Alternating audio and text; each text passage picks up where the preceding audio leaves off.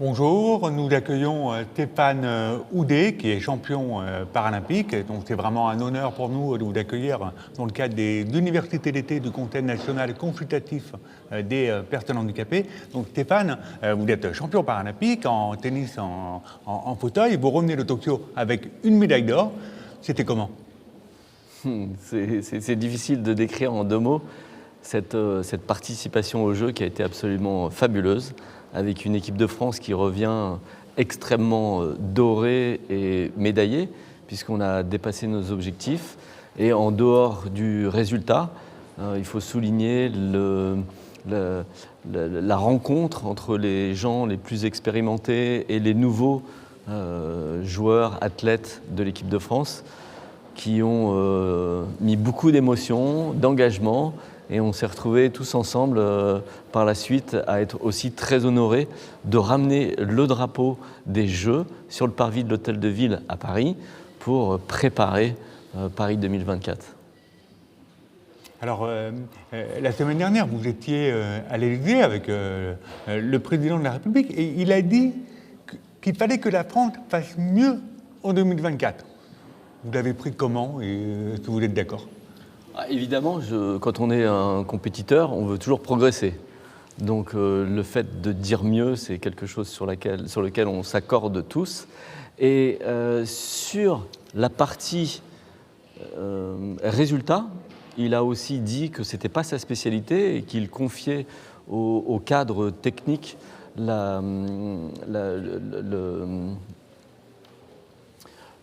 l'engagement et la mission autour des résultats à venir, que c'était quelque chose pour lequel lui n'était pas un grand spécialiste, mais en tout cas, son souhait était de pouvoir entourer les fédérations sans faire de distinguo entre les athlètes olympiques, les athlètes paralympiques, mais au-delà aussi les sports qui n'étaient pas encore présents aux Jeux, pour mimer les grandes nations qui sont très performantes dans leurs résultats sportifs, s'entourer des résultats de la recherche et des recherches qui sont menées dans les autres pays pour qu'on copie-colle le modèle et qu'on aille montrer au monde entier que la France était aussi forte dans ce domaine.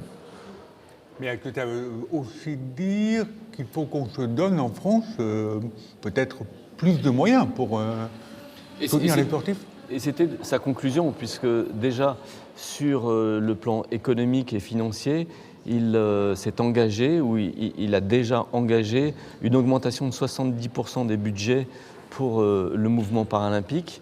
Il s'engage aussi sur une augmentation pour les sports olympiques. Donc évidemment, il est tout à fait conscient qu'il y a une adéquation entre le plan économique et le plan des résultats.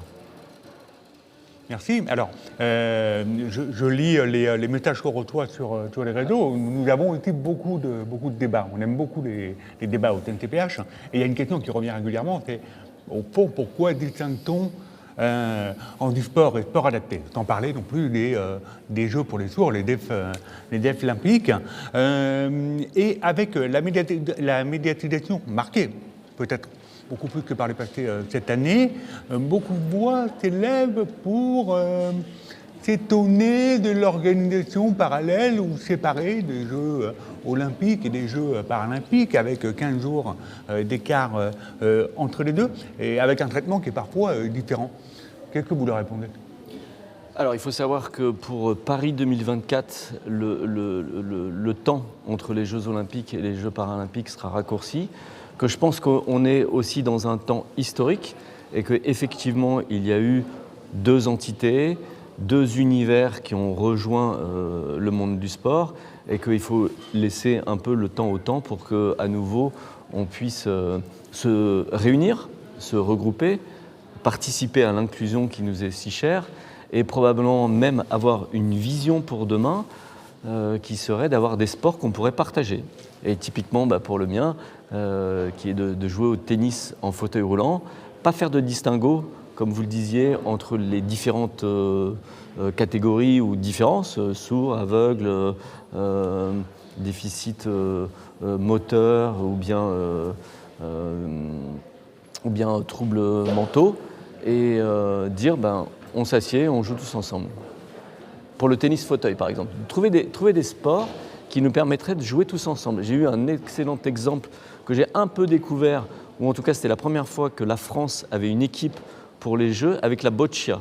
Et j'ai échangé avec les joueurs de boccia et ils me disaient eux-mêmes qu'ils seraient ravis que je puisse jouer avec eux.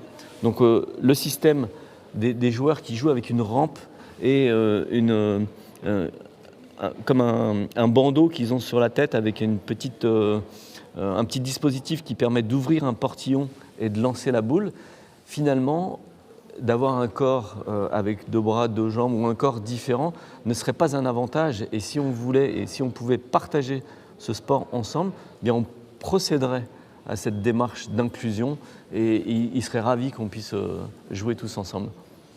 Alors j'espère que vous serez d'accord pour faire une démonstration prochaine de l'Université d'été du TNTPH l'année prochaine pour qu'on joue tous ensemble. Avec grand à la plaisir. boccia. Et d'ailleurs, ils nous ont invités sur leur site à faire une partie on va dire, de pétanque, de boccia. Alors on l'a vu cette année, il y a eu une médiatisation beaucoup plus forte que par le passé des Jeux paralympiques. On en parlait hier avec le président du TSA qui était avec nous. Est-ce qu'on peut espérer qu'en 2024, on arrive à faire de chaque Français d'un collab, surtout le parasport, les disciplines paralympiques, et qu'est-ce qu'il faut faire pour qu'on y arrive? Je pense qu'il faut être lucide, ce ne sera jamais le cas. Parce que ce n'est pas le cas non plus dans le sport. On est focalisé chacun dans un domaine. On peut être un grand spécialiste des patrons du CAC 40, on peut être un grand spécialiste d'un sport en particulier, du foot, du tennis, du golf, de l'aviron, et chacun est spécialiste dans son domaine. Il n'empêche qu'on va augmenter le nombre de gens qui connaissent chacun des sports, chacune des disciplines. Et on est dans un mouvement qui, on l'a ressenti, nous, plutôt après Tokyo, puisque sur place, quand on était au Japon, on n'avait pas forcément l'étendue de ce qui se passait en France. Mais c'est vrai que je pense que des choses ont changé et qu'effectivement, un témoignage de reconnaissance beaucoup plus global est en train de se mettre en place, y compris dans la rue, où les gens ont été enchantés de suivre ces Jeux, ont été ravis de cette équipe de France. Et un mot très fort aussi du président de la République à ce propos a été de dire qu'aux Jeux, quand il nous a reçus la semaine dernière, il était très fier des 87 médailles. Et en fait, les 87 médailles dont il parlait correspondaient justement à ne pas faire de distinguo entre les équipes de France. Et depuis le début de la communication, on dit qu'on est une seule et même équipe de France. Et je pense que ce mouvement, si on l'emmène jusqu'à Paris, il nous dépassera et continuera à Los Angeles. Maintenant, on sait que ce sera à Brisbane par la suite. Et puis, il va s'inscrire dans l'histoire comme Pierre de Coubertin a réinscrit les Jeux dans l'histoire en 1896 ou en 1904 par la suite. Et est-ce que ce mouvement dont vous parlez, c'est un moyen de faire passer le message aussi au grand public, aux jeunes, qu'ils soient handicapés ou non d'ailleurs, à tous les jeunes, pour qu'ils puissent se projeter aussi?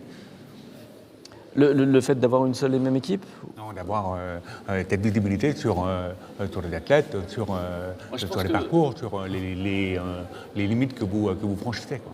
Alors, je pense qu'il faut... C'est un message aussi que j'ai eu en tant que porte-drapeau après les Jeux, savoir pourquoi on fait du sport et savoir que la reconnaissance associée, c'est éventuellement la cerise sur le gâteau, mais que la pratique est quelque chose qu'on doit faire pour soi, à défaut d'être déçu en fait, par ce qui va se passer autour. Donc, j'aime bien l'idée qu'on se fixe des engagements, des objectifs et qu'on progresse. Et puis, s'il se passe autre chose à côté qui permet de servir d'exemple pour que des jeunes jouent, tant mieux, mais pas prendre le problème à l'envers en disant on a besoin de reconnaissance et si on est reconnu, on sera meilleur. Je pense qu'il faut prendre du plaisir dans la pratique, la pratiquer ensemble et faire en sorte que ça devienne, qu'il y ait une émulation autour du sujet, qu'on soit plus nombreux et que ça devienne une société de partage qui est celle dont on rêve. Merci. Alors pour terminer, pour 2024, vous avez, vous, un objectif précis? Alors l'objectif que je me suis fixé, mais c'est pas uniquement sur 2024, c'est pour ma carrière, c'est de dire que tant que je suis compétitif, que je ne suis pas blessé et que je prends du plaisir, je continuerai à jouer. Donc forcément, Paris 2024 est à mon programme. Vous avez un... Oui, non, mais vous voulez venir avec la Je médaille? sais plus. Oui, allez, La voir. je cherchais. Donc un petit cadeau qui peut motiver la poursuite des activités. Vous n'allez pas pouvoir le sentir, mais elle est très lourde. En tout cas, vous, Jérémy, vous allez pouvoir. Mais c'est le petit objet que je ramène de Tokyo. Merci.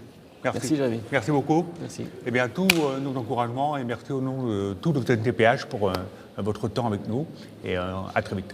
Merci beaucoup. Et donc, on se retrouve à 13h30 pour la reprise du programme de l'après-midi pour la 3e journée des universités d'été. Voilà.